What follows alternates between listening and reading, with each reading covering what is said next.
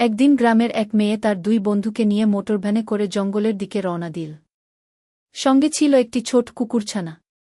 গ্রামের এক বৃদ্ধা তাকে বলেছিলেন, জঙ্গলের ভেতরে একটি কুকুরছানা কয়েকদিন ধরে হারিয়ে গেছে। মেয়েটির মন খুব নরম ছিল। সে ভাবল, যদি প্রাণীটাকে খুঁজে তার মায়ের কাছে ফিরিয়ে দিতে পারি, তাহলে সেটাই হবে সবচেয়ে বড় কাজগু।